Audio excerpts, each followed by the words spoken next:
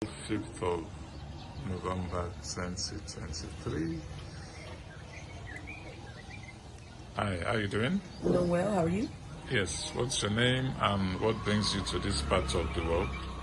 My name is Sonia, and I am in Kigali, Rwanda for a destination wedding that happened a week ago with my sorority sister and her new husband. Interesting. So your first time on the continent, right? Yes, How's the experience been and how's your experience in Rwanda been? my experience here has been amazing. It's been phenomenal. I've been trying to be busy every day, just seeing the city as much as possible. I met a lot of people here who are expats.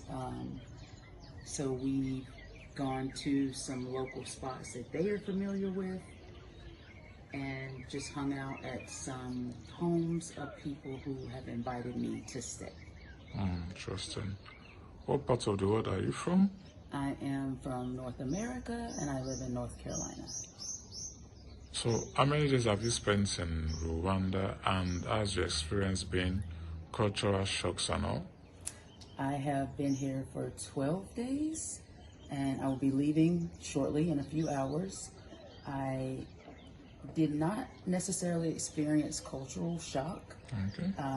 It was almost like living in some of the things that I've seen over the years, watching Nat Geo or other documentaries about Africa or some videos on YouTube.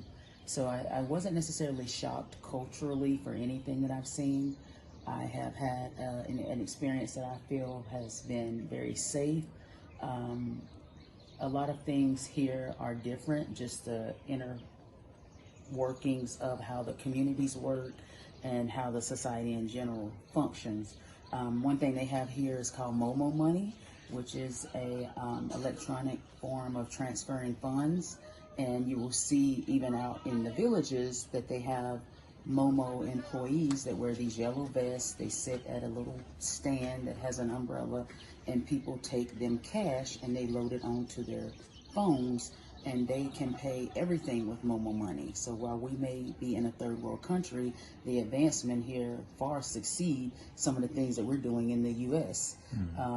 So that was interesting to see all of these people just standing around who have cash in their pocket, and they were safe. They didn't have to worry about being robbed or any of that. There's a police presence here. It's not overbearing. You don't feel uncomfortable when you're in the presence of police. I was a part of 2 traffic stops, and both were very pleasant. And that's because they do random traffic stops here for drunk drivers and just to make sure that your paperwork is legit. So safety was no concern even when I was far out in the village and outside of the city. You said you went outside Kigali? Yes. Where did you go to? The national parks or you went to see the gorillas? I did not go see the gorillas this time. I went to Akagera Park. That's about a 3.5-hour drive here from Kigali City. And we left early in the morning. We left along the way for coffee and snacks and things of that nature, and also to fill up with gas. But we rode through several villages on the way to Akagera, and because it was so early, we got to see all of the children prepare for their walks to school. So you would see different colored uniforms as you pass through. So that was something neat to see because it kind of just showed you that you were going through different communities. The children all go to different schools. They all had uniforms. And unlike in the States, there is a public school system, but I think they still have to pay. So it's a nominal fee for us, but for them it's a lot. So sometimes we would see children who were not in school, and I would ask, is that because they can't afford to pay for school? And a lot of times it was, even though, like I said, it's a small fee, they just as a family don't have it. But the kids with uniforms, you know that by one way or another, they were able to afford to go to school. Interesting. What would be your advice to those who've not visited Africa yet and to those who've not been to Rwanda yet? I think Rwanda may be sometimes overlooked possibly because of the history, but in current day, there has been a lot of changes that have made it a very safe place to be. As I mentioned, you know, you have the MTN employees who are all full of money, loaded all the time, because everybody has to load their Momo money, and you can only do that through an MTN employee.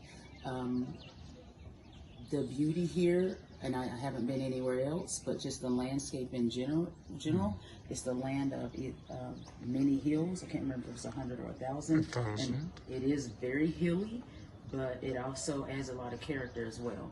So while you see a lot of modernization taking place with new home construction and businesses and things of that nature, you're also just right around the corner from a village where there may be, you know, they don't have huts as we know them from what we've been taught historically, but most homes are made out of concrete. So you can see that literally right next, even looking at where I am right now. If you pan to the right here, you'll see that looks more village, and this is definitely new construction and more modern.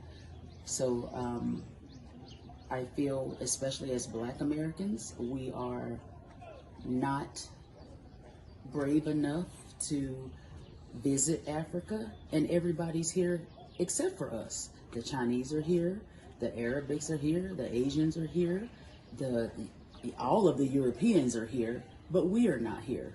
And I think that's just, I don't know if we want to say brainwashing, but it's just lack of education and finding out more about the place where we all originally came from. So if you don't come to Rwanda, go somewhere, because we all deserve to see how we originated. I don't feel like it's being wiped out anywhere, but even coming here, I know that most likely I came from West Africa, but I still, somewhere along in my lineage, somebody came from Africa. So as Black Americans, we need to broaden our horizons and choose Africa first. Thank you very much for visiting Rwanda. You're very welcome.